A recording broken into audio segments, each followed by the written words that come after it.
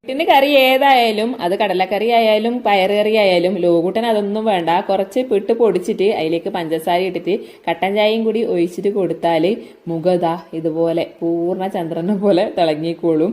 ഈ കോമ്പിനേഷൻ ഇഷ്ടമുള്ളവര് ഒന്ന് കമന്റ് ചെയ്യണേ.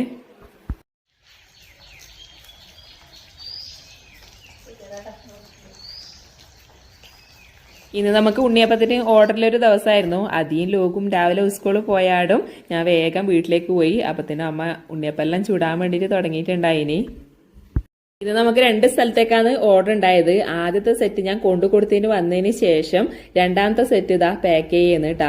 ഇത് കൊണ്ടു കൊടുക്കേണ്ടത് ഞാൻ പഠിച്ച സ്കൂളിലേക്കാണ്. ലോകുട്ടനും 1 മുതൽ 4 വരെ ഈ സ്കൂളിലാണ് പഠിച്ചത്.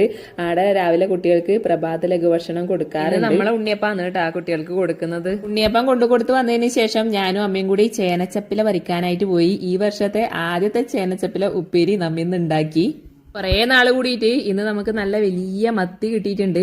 അങ്ങനെ പയറ് കറിയും തേങ്ങ അരച്ച് വെച്ച മത്തിക്കറിയും വഴുതനങ്ങ പൊരിച്ചതും നമ്മളെ ചേനച്ചപ്പില ഉപ്പേരിയും സോയാബീൻ റോസ്റ്റും എല്ലാം കൂടി ഒരുപാട് കറിയായി കേട്ടാ. കുറച്ച് കറി അമ്മ ഉണ്ടാക്കിയതാണ്, കുറച്ച് അമ്മയും. അങ്ങനെ 2 വീട്ടിലത്തെ കറിയും കൂടിയാല് കുശാലായി.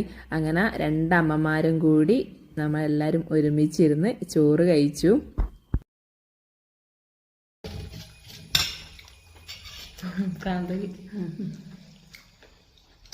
അത് തരൂല.